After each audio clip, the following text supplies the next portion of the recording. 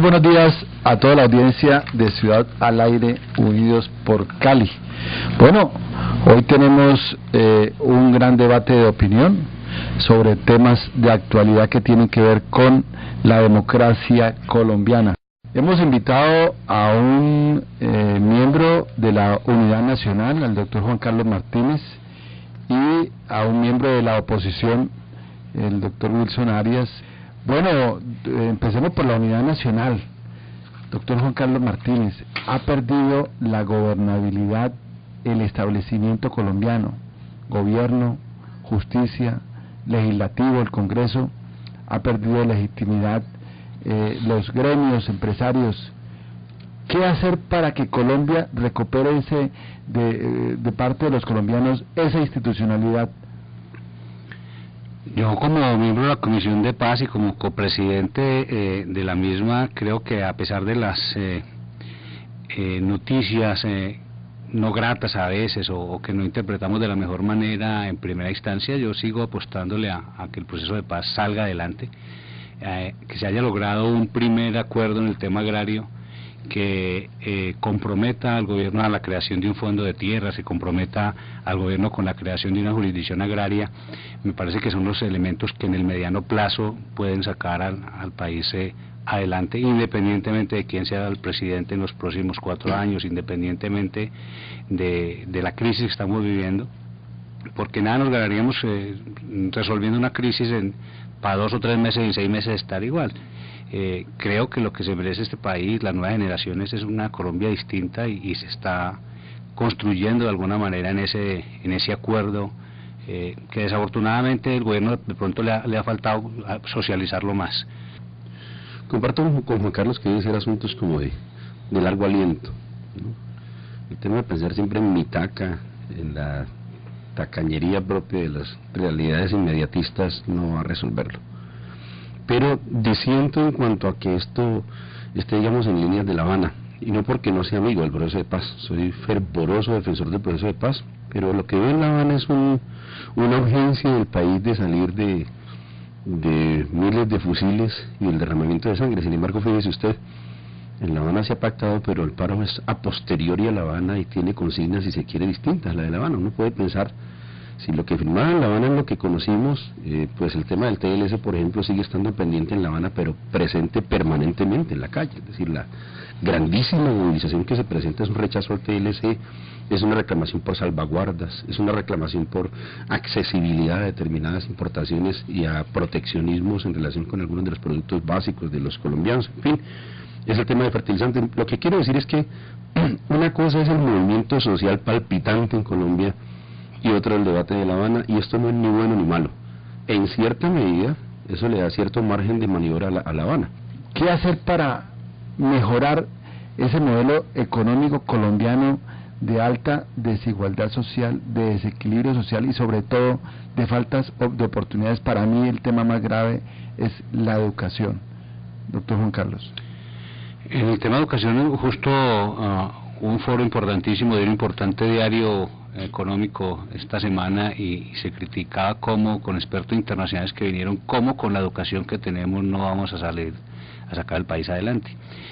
Yo mismo soy autor de un proyecto de educación económica y financiera, y uno ve ese tipo de cosas cómo avanzan de lento en un congreso, y ahí no es el gobierno, es mi colega Simón Gaviria, unos colegas ponentes, el coordinador de ponentes, que no han hecho el segundo debate.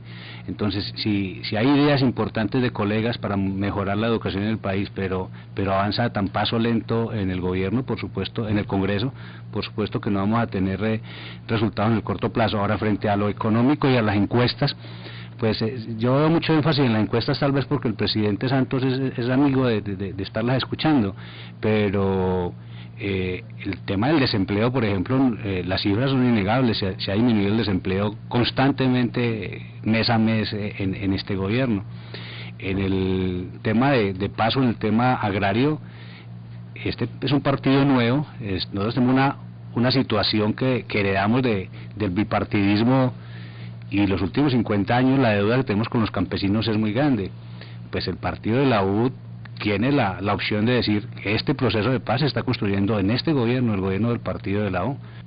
En cierta medida búsqueda son de nuevo Juan Carlos.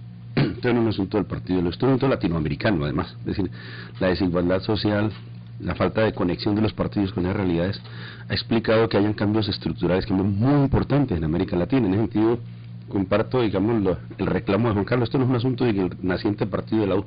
Lo que sí quiero notar, para pasar al segundo aspecto, es que el doctor Juan Manuel Santos ha estado invariablemente en la totalidad de los gobiernos a los que se refiere Juan Carlos. Es decir, Juan Carlos reclama por el partido de la U, pero no puede salvar a Juan Manuel Santos. Desde la época de Gaviria como ministro de Comercio Exterior, invariablemente Juan Manuel Santos ha estado en ministerios de Hacienda, de Comercio, de Defensa. ¿Dónde no ha estado Juan Manuel Santos para que pretenda que el problema es del retrovisor? No, el problema no es del retrovisor. El problema es del modelo que interpreta Juan Manuel Santos y que promete nuevamente, porque en el fondo ha prometido una continuidad. Y es allí, para la segunda parte de la pregunta, donde yo aspiraría que se dieran las transformaciones. Una, por ejemplo, Ramiro, no hay sociedad que se pueda modernizar en el conjunto de las fuerzas productivas sin democratizar la tierra, por decir algo. Bien, una distribución más equitativa de la tierra es fundamental para modernizar, y eso no es un paño de agua tibia, eso no lo promete Juan Manuel Santos, eso no lo quiere decir Lizarraldi, a quien acaba de nombrar, es el concentrador de tierra más importante del país y la expresión más brutal de ese enriquecimiento oligárquico en el sector del campo, de modo que las soluciones son las que no se ven. La deuda con las EPS superan una cifra gigantesca de 14 billones de pesos, denunciada por el presidente de la Asociación de EPS, ASEMI, Jaime Arias Ramírez. 4 billones corresponde a EPS públicas y un poco más de 10 billones de pesos a deudas con las EPS privadas. El presidente Santos recibe el problema de la salud muy grave, interviene a Copsalud, a Saludcop, pero sale la reforma estatutaria sin muchas esperanzas. De un lado se deben de solucionar atención de salud en las zonas rurales dispersas. Una cosa de las parte del problema hoy del tema agrario relacionado con la salud es que la gente se ha venido al campo porque no hay atención en salud. Si nosotros tuviéramos buena atención en salud en Buenaventura, habría menos invasiones en Cali de gente proveniente de Buenaventura. Un paciente de Buenaventura se viene a ser atendido acá, detrás se viene su familia y no se regresa. Hay que darle mucha más importancia a promoción y prevención. La promoción y prevención se volvió un discurso. La gente dice hay que hacer más promoción y prevención para invertir menos en recuperación de la salud. Por la estructura de la salud hospitalaria en Colombia dice que después del gerente hay un subgerente científico. Debería existir un subgerente de promoción y prevención, que le quepa en la cabeza cuántos pacientes se atienden al día en ese importante programa, que se preocupe que eso se quede registrado, que eso quede sistematizado, que eso llegue. ¿Y eso no lo hacen las EPS? No, ahí está uno de los problemas. La ley dice, la EPS está obligada a responder por PIP, pero acto seguido en la letra menuda dice, pero las EPS tienen que contratar eso con los hospitales públicos. Y vaya que una EPS le descuente al hospital público recursos por no hacerlo, inmediatamente llega el alcalde, el secretario de salud, la presión de todos a que, si usted le descuenta al hospital público, entonces tiene que irse del municipio. Entonces, eso tiene que mejorar. Respetando mucho las opiniones de los otros partidos, pero no puedo dejar de declarar mi contradicción fundamental en relación con este tema. Es que yo pienso que es exactamente lo contrario, son las EPS, la intermediación que se ha hecho, el cuidado del debate. Cualquier ser humano debería tener acceso a la salud. Las sociedades modernas intentan ese propósito. Los Estados Unidos acaban de hacer algunas reformas que no han concluido, pero cuyo destino principal es ver cómo se ahorra la intermediación. Y Obama lo declaró inclusive de campaña electoral. Yo no soy obamista propiamente, pero debo reconocer que ha habido una intención de la sociedad norteamericana para discutir el punto. Pienso en sentido inverso al que aquí se ha planteado. Es decir, yo sí creo que el problema es la intermediación de las EPS.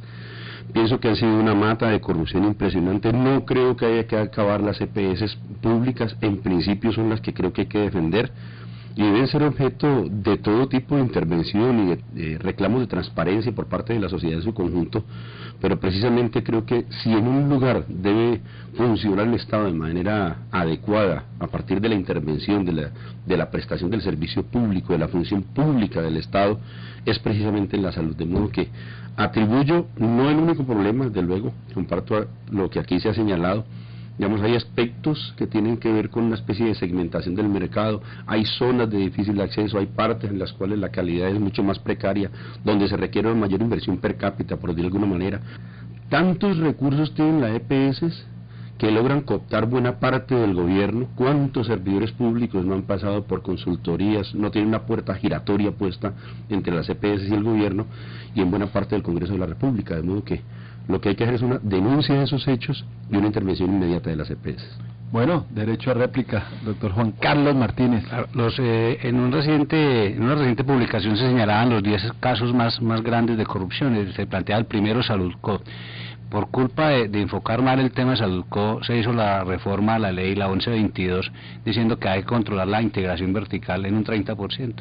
Esa fue una ley hecha contra Saludco. No tengo nada que ver con Saludco, pero hago una lectura negativa de eso. Por atacar a Saludco se permitió la integración vertical del resto de EPS en el país. Entonces uno no puede legislar con rabia, no puede legislar con miopía, porque termina planteando una solución que no es la adecuada. Fíjese que en la reforma que estábamos debatiendo en el Congreso, se trae a colación que hay que acabar las EPS, porque, por ejemplo, eso dicen los hechos que plantea el Ministerio, porque en La Guajira se mueren muchos niños por enfermedad diarreica aguda, pues se van a seguir muriendo con EPS o sin EPS, eso no es culpa de la EPS, pero hay que quitarle, en mi opinión, insisto, hay miopía frente a que al único enemigo que hay que atacar es las EPS. Representante Wilson Arias, ¿qué va a pasar con su debate en la búsqueda de que la ley de baldíos se cumpla en la jurisprudencia anterior? Viene un proyecto de ley de baldíos. ¿Qué piensa de todo esto? Primero, que está concernido la seguridad y sobre todo la soberanía alimentaria de los colombianos y del mundo. Uno cuando dice esto parece muy alarmista, pero está claro que, por ejemplo, el África subsahariana, sus tierras ya no pertenecen a los africanos, pero el África se muere de hambre en medio de plantaciones y recibe inclusive cuantiosas, tú lo sabes, cuantiosas ayudas alimentarias por parte de organismos internacionales. Porque esa es su alarma al país. Esa es mi alarma. Entonces, vamos hacia el África, entonces miremos los acontecimientos del África. Entonces, ¿de dónde me surge la preocupación? Me surge de dos cuentas. Uno, ¿recuerdas que cuando hubo la huelga de los corteros de la caña, yo fui el único concejal que me fui a acompañar en la huelga de los corteros, a preparar la huelga y acompañar la huelga? Cuando la estábamos preparando, estábamos haciendo las cuentas que había que reclamarle a los ingenios. Fueron los corteros, cuando yo le pregunté qué negocios tienen los ingenios, hubo un cortero que me dijo: Wilson, yo sé que los ingenios tienen tierras en el Perú. Y me pareció, Ramiro, un hecho muy potente. ¿Cómo así que los ingenios están comprando tierra en el Perú? ¿De cuándo acá? Desde esa época, Ramiro, ya se perfilaba un déficit de tierras a escala mundial que explicaba por qué los grandes capitales estaban extranjerizando la tierra, y terminamos, en este caso, con que me voy a averiguar el fenómeno inverso, y establecimos que efectivamente también Colombia era objeto de compra y venta de tierras. Aquí en el país ya venían chinos, italianos, españoles, argentinos, chilenos a comprar las tierras colombianas. Entonces me surge la preocupación por las tierras en general y por los baldíos en particular. Y mire dónde vamos, Ramiro. Vamos en este momento a un debate de connotación impresionante, donde hemos encontrado, esculcado cuántas internacionales, pero también cuántas nacionales están haciendo las tierras que pertenecían a los campesinos pobres. Doctor Juan Carlos Martínez, acaban de salir los resultados económicos del país y se reactivó la economía con un crecimiento económico del PIB un poco mejor que lo esperado. Paradójicamente, la agricultura pasó en un porcentaje importante de crecimiento. Sin embargo, esos dineros de la agricultura no le llegan al campesino. ¿Cómo mejorar el modelo agropecuario del país? Reitero que tú me decías ahora, precisabas que me la estoy jugando por el tema de la paz. Pues tengo que traer a colación elementos que están ya en el acuerdo firmado en el primer punto de los acuerdos en La Habana. Dice uno de ellos: se acordó que el Gobierno Nacional pondrá en marcha un plan para formar y actualizar el catastro rural. Dice, como medidas adicionales para dar buen uso a la tierra, el Gobierno definirá lineamientos generales del uso del suelo. Todos esos temas que le preocupan a Wilson y que le preocupan a los colombianos de bien. La reforma rural integral requiere la implementación de planes sectoriales que en conjunto deberán lograr reducción radical de la pobreza rural. En salud se acordó un nuevo modelo especial que atienda con un enfoque diferencial zonas rurales dispersas. En cuanto a la economía campesina, plan para fomentar la economía solidaria y cooperativa rural, un plan de asistencia integral técnica, tecnológica e impulso a la investigación esencial para estimular procesos de innovación tecnológica, plan para apoyar y consolidar generación de ingresos de economía campesina. O sea, en mi opinión, yo me la juego por este acuerdo y por este proceso, es porque seguimos viendo problemas exclusivamente internos que hay que atenderlos, por supuesto. No podemos tener un país no podemos dejar incendiar el país, hay que atender el tema interno, pero ojalá que todos apoyáramos con mayor dinámica y con mayor pedagogía y con mayor ánimo y con mayor ganas a que este proceso sea. Mire todo lo bueno que hay en ese acuerdo, ojalá lo leyéramos todos y lo entendiéramos todos. Doctor Wilson Arias, la réplica pues a lo que dijo el representante. No, yo creo en la buena voluntad y de verdad lo digo, y saben que yo más bien directo, no, que no voy a ocultar. Yo creo en la buena voluntad y las preocupaciones de Juan Carlos, lo digo públicamente además, y de quienes han participado. Pero yo voy a decir que no hay absolutamente nada nuevo de lo que nos han prometido. O sea que rubro por rubro lo que se acaba de leer y está escrito en cualquier programa de cualquier gobierno de los últimos, sempiternos, ni siquiera del área neoliberal, mucho anterior. Y quiero agregar, el tema del catastro rural es una preocupación del Banco Mundial. En este momento se tramita un proyecto de ley para que los baldíos que han sido adjudicados equivocadamente y legalmente a los grandes emporios, se les mantenga a los grandes emporios sobre la base de que ellos entreguen el 20% de eso. Es decir, eso es lo más antirreforma agraria que puede haber. Se usurpan las tierras de los campesinos por mandato de reforma agraria y después se paga con 2 diezmos. Díganme si eso no es regresivo. Ahí tiene unas intervenciones de fondo que exige que Juan Carlos le haga la contrarréplica. No, efectivamente, yo sé que ha habido mucha demagogia históricamente. Yo reclamo que los campesinos, estamos en deuda con los campesinos en los últimos 50 años. Yo creo que si nos lo jugamos por la paz, el gobierno no puede cumplir lo que se está firmando. No, a mí me parece que es este país el que hay que defender y esa es una opción. Yo creo que es una opción válida ponerle fin a tanto gasto en armamentismo. Un país que dispare menos tiene que ser un país que empiece a invertir más en lo social, tiene que ser un país que pueda cumplir estos acuerdos que se están firmando en La Habana. Bueno, el señor Timochenko acaba de enviar un mensaje a toda la comunidad nacional informando de que estaría listo a continuar las conversaciones sin necesidad de desarrollar las intimidades de la mesa de negociaciones de La Habana. Con precisión dijo, las discusiones de la mesa no serán públicas, Timochenko. Es decir, prácticamente se retractó a lo que había dicho en el día de ayer, que eso es bueno para el proceso de paz, pero la verdad es que en estas 24 horas hemos tenido una crisis en el proceso, porque el que manda sobre la mesa de negociación en el lado de las FARC es el comandante de ellos, que es Timochenko. ¿Cuál es la opinión, representante Arias? Que contra lo que nos han prometido se está haciendo algo así como desafíos públicos que antes se decía se querían evitar ante los medios. Muchos fieros ante los medios. Por ejemplo, lo que decía Juan Carlos ahora, hay unas declaraciones en las cuales Timochenko dice que van por la revolución en La Habana, pero sale el presidente y dice, el modelo es intocable. ¿Tú lo has escuchado, Ramiro? Sí, claro. Uno diciendo, voy a hacer la revolución en La Habana, el otro dice, ya no se toca el modelo económico. ¿Quién tiene la razón? Pues el texto de La Habana. Y cuando leo el texto de La Habana le doy la razón a Santos, digo, ya no, aquí no ha pasado casi nada. Pero a la hora de lo que vamos quedando es con un documento escrito, y debería el país evitarse eso. Fíjense que yo podría compartir con Timochenko que se podría dar a conocer esos textos. Sería hasta democrático que se diera a conocer los contenidos, pero sin la alaraca de Timochenko y de Santos. El uno en La ONU, el otro en las montañas de Colombia. Esta próxima semana vamos a tener en Colombia y especialmente en el Congreso el gran debate sobre la fecha del referendo. Si es en las legislativas, si es en mayo en las presidenciales o en otra fecha.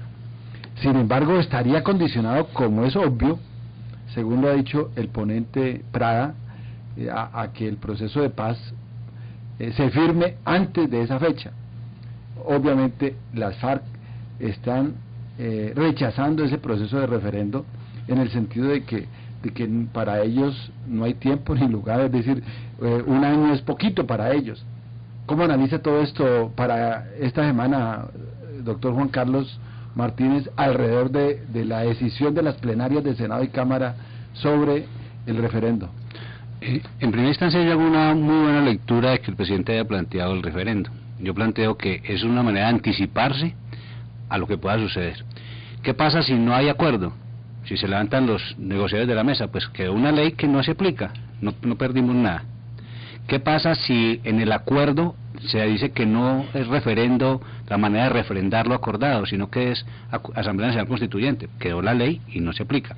Pero ¿qué pasa si habiendo acuerdo, el acuerdo incluye que la refrendación la hagamos los colombianos por referendo? Pues estará una ley lista para ser aplicado el 9 de marzo o en mayo, cuando sean las elecciones presidenciales.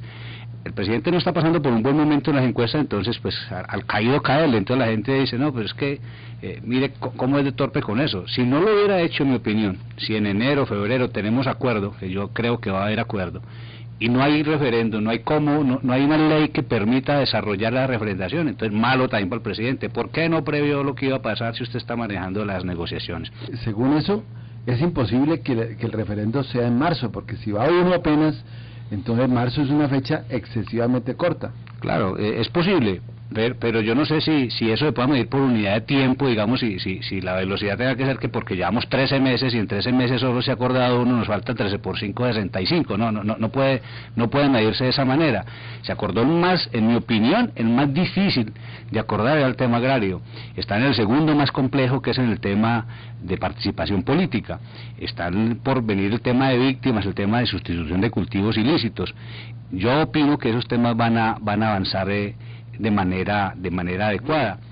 La guerrilla planteó un día que necesitaba que se aplazara la fecha de las elecciones y el presidente Santos dijo que no, y la guerrilla terminó entrando en razón que eso no se podía forzar y aceptó y no se paró de la mesa por eso.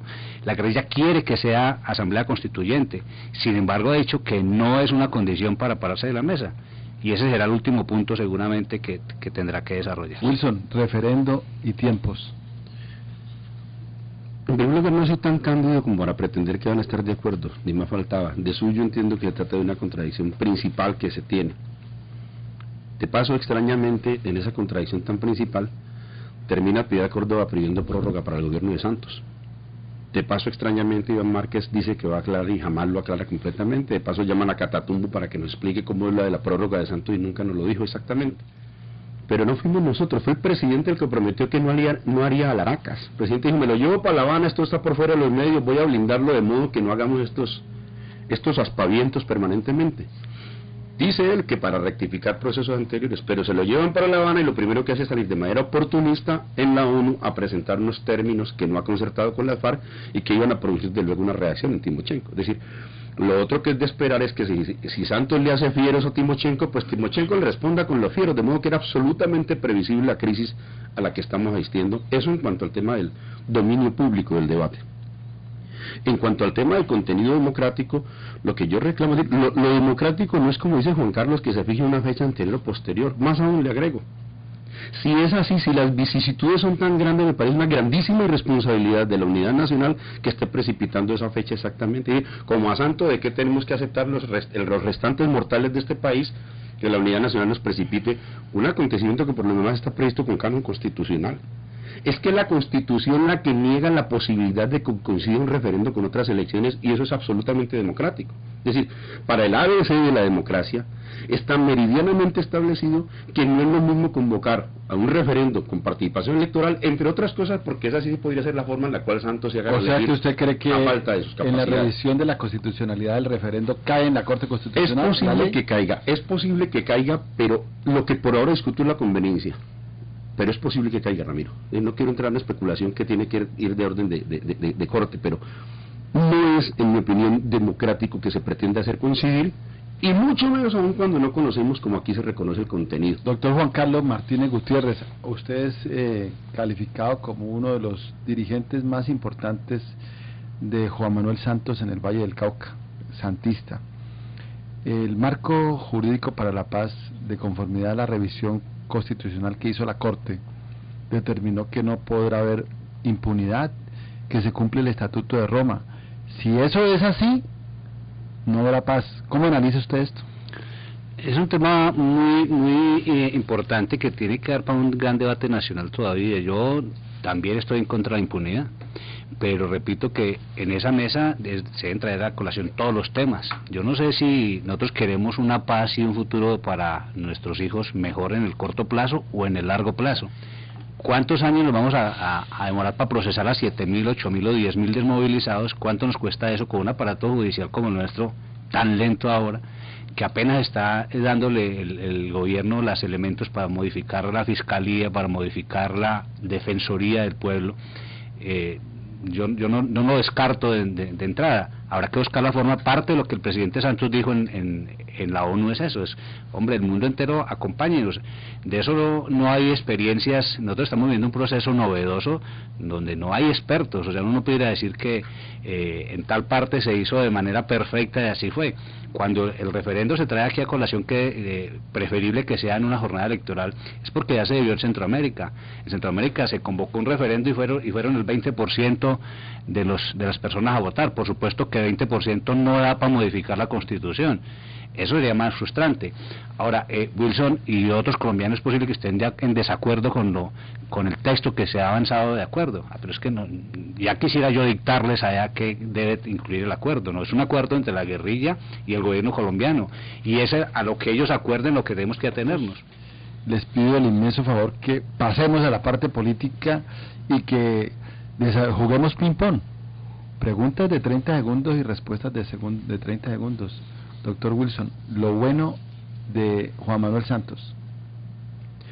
Lo bueno, pues me la pone muy difícil, como diría alguien, pero digamos que en general sus diferenciaciones con Álvaro Uribe Vélez que han permitido que en un primer momento haya cierto aire de mayor oxigenación de la política. Doctor Juan Carlos, lo bueno de Juan Manuel Santos. Un gobierno reformista para bien, a veces atrevido a invocar temas tan álgidos en otrora como ley de víctimas, ley de devolución de tierras, ley de redistribución de las regalías, el propio proceso de paz. El presidente pudo haber pasado un gobierno mucho más tranquilo si no convoca este proceso de paz, no resolvió jugársela por un tema difícil, pero para sacarlo adelante. Lo malo del gobierno Santos. Precisamente que invocando esa diferencia lo que ha hecho es profundizar varias de las medidas regresivas que había tomado Álvaro Uribe en materia social es ostensible. ¿Cómo cuáles? Como por ejemplo en materia de tierras, lo que estamos verificando, ya que él lo ha mencionado tantas veces, es una profundización de la concentración de la riqueza que jamás se pensó que se fuera a dar, pero podíamos seguir por el derecho. En materia tributaria fue una reforma absolutamente regresiva, no fue progresiva como se pretende. Se le perdonaron 2 impuestos a los grandes empresarios para clavársela mucho más a la clase media y sectores populares, pero por ahí mismo la fallida reforma en la justicia, para mencionar apenas 2 de los grandes hierros de Juan Manuel Santos. Doctor Juan Carlos, lo malo del presidente. Creo que se ha demorado en hacer algunos cambios en ministerios y en ser mucho más asertivo. El momento histórico del país necesita gerentes, necesita ministros con mucha mayor visión. Entonces ha habido 1, 2 o 3 ministros en agricultura, 1, 2, 3 en medio ambiente, no le dan la continuidad suficiente a procesos que tienen que salir muy claro. Esperamos que la gente ha calificado las encuestas, pues en el corto plazo, por los nombres, digamos, la gente no ve que vaya a haber cambios sustanciales. Yo que soy un gerente más que un político, sé que la gerencia no se resuelve en 5 días, o sea, yo prefiero esperar 1 o 2 meses a ver qué hacen esos ministros, a ver si efectivamente resuelven lo que necesita el país. ¿Y lo feo del presidente Santos? Lizarralde, por ejemplo, en medio del paro agrario es una provocación nombrar al representante de los palmicultores, que han sido los más concentradores, y espero que se entienda bien, extrañamente sus zonas casi siempre coinciden con zonas de altísima violencia contra el movimiento sindical y popular. Doctor Juan Carlos, ¿por qué los vallecaucanos se sienten contentos de haber elegido su principal acción como legislador y como resultado? Como legislación, trabajar por un tema muy importante para el país.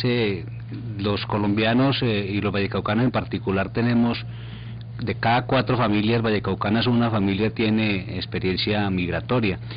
Yo soy coautor y ponente de una ley de retorno de colombianos del exterior, y desde la Comisión Segunda, donde hoy ocupo la vicepresidencia, he trabajado leyes como el Sistema Nacional de Migraciones, y fui coautor también del acto legislativo 001 de 2013, que le da una curul más a los colombianos que viven en el exterior.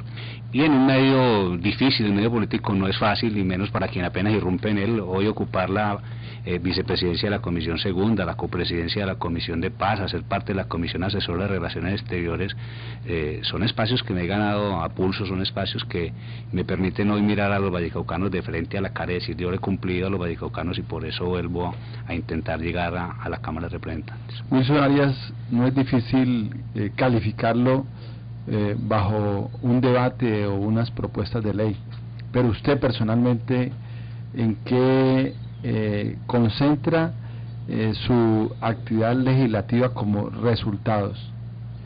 Pues básicamente en el control político, que me parece que es el papel de la izquierda en este tipo de regímenes, en este tipo de periodos. Y allí pues encontramos numerosos temas, pero no quiero, de verdad, Ramiro, hacer una especie de ostentación legislativa. Al contrario, sabe que yo soy bastante negativo de la evaluación del Congreso de la República. Creo que ha sido un Congreso más bien mediocre, que se ha dedicado a aplaudir a la unidad nacional, y mire cómo nos tiene. Las últimas encuestas dicen mucho de lo que ha sido el papel del Congreso, pero más allá de las encuestas, de la calificación, digamos, del desempeño legislativo, los efectos de la legislatura y de las legislaciones del Congreso, de modo que debo hacer un grandísimo reconocimiento a propósito de que mis frustraciones también son de mayor cuantía, por cuanto el Congreso no ha tenido capacidad crítica frente a un gobierno tan lamentable como el de Santos. ¿Y su mejor debate? Tierras, y tal vez, si me ponen tierras, déjenme escoger dos. Uno, el primero, sobre extranjerización de la tierra. Encontramos a los brasileros y después de eso desgranamos la mazorca hasta Cargill, que le costó, tal vez ese, el de Cargill y Río Paila, costó, junto con otro que hizo Robledo, la caída del ministro, perdón, del embajador de Colombia en los Estados Unidos. Y el último de Lizarralde fue para alquilar balcones, porque todavía continúa. Doctor Juan Carlos, pero usted recibió ataques a la unidad nacional. ¿Qué responde al respecto? No, yo aplaudo. En este país hay tanta libertad para hacer los debates, y la izquierda tiene tanta liderazgo en ese tema, que me parece que es muy importante. Han sido muy importantes todos los temas que ha liderado la izquierda en la evolución de Encali, en muchos otros temas que han sido importantes. Alguien tiene que proponerlo, digamos, cada quien se especializa. Yo quise especializarme más en hacer proyectos de mi autoría, de mi coautoría, en reclamar ponencias. Fíjese, Ramiro, que usted tiene experiencia como político, y hay congresistas que van y no les importa si tienen ponencias o no, si hay que hacer tareas o no. Yo soy de los congresistas que todos los días voy a la comisión a decir: quiero que me den una ponencia nueva, quiero trabajar, yo quiero cumplirle al país. Wilson, usted va a ser nuevamente candidato al Congreso de la República. ¿Por qué los vallecaucanos deben votar por Wilson Arias? Porque creo que hemos hecho una representación digna, y en medio de la modestia debo reconocer que últimamente los principales debates en los temas tan álgidos han corrido por cuenta nuestra. Seguramente otros legisladores también lo han hecho, pero pienso que nuestro desempeño ha sido importante, y porque es justo que los de abajo, los alternos, la oposición, tenga un lugar de privilegio en la Congreso de la República. ¿Usted cree que la oposición va a tener posibilidad de llegar a la primera magistratura? Creo que están en unas condiciones muy interesantes. La oposición está siendo altamente reconocida. Yo lo siento en la calle, en la actividad pública, pero últimamente también hasta las encuestas nos lo vienen a dar. Nunca suele ocurrir eso, tú lo sabes. Uno siente mucho fervor en la calle, y las encuestas a veces nos castigan, pero en esta oportunidad debo sentirme muy complacido, y somos la única verdadera alternativa a los primitos Santos. Dos preguntas en una sola, Juan Carlos. ¿Por qué reelegir a Santos, y cuál va a ser su principal propuesta para que los vallecaucanos lo lleven de nuevo a la Cámara de Representantes?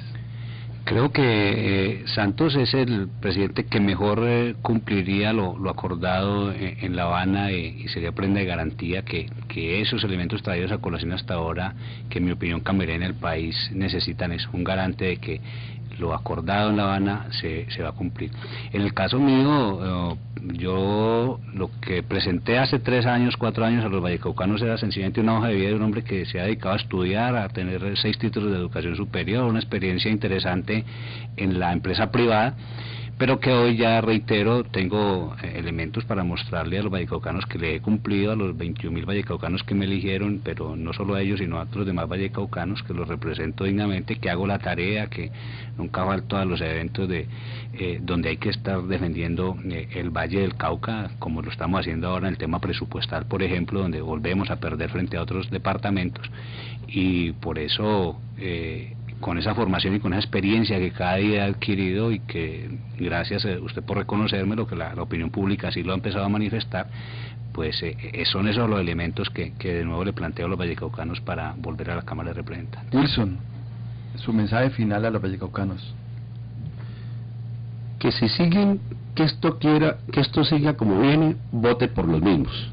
Y usted, que uno no puede cambiar las cosas en este país votando igual. Lo otro es que voten la conciencia y no se vendan por un tamal. Aquí todo el mundo se vende por un tamal, hasta por una cachucha. Hay gente tan barata pues que sale a la cachucha, al tamal, a 10, páguenme el recibo de la luz. No, que no se vendan ni por ese precio ni por ningún otro. Que vote a conciencia, y que si quiere que esto cambie, pues que cambien la forma de votar, porque no vamos a seguir eternamente como vamos. Juan Carlos. Pues yo reitero mi defensa del partido de la U como un partido nuevo, un partido que está haciendo cosas distintas a las que hizo el bipartidismo tradicional, y reconociendo que en la izquierda hay muy buenos elementos como Wilson, pues desafortunadamente usted lo trae a colación. Uno ve Marcha Patriótica por un lado, Polo Democrático por otro, progresistas, ahora verdes. Entonces no es fácil que esas alternativas de oposición e independencia efectivamente se consoliden. Bueno, muchas gracias a todos nuestros oyentes. Estaremos con ustedes el lunes a las 6 de la mañana en Ciudad al Aire, aquí en La Voz del Valle de Todelar.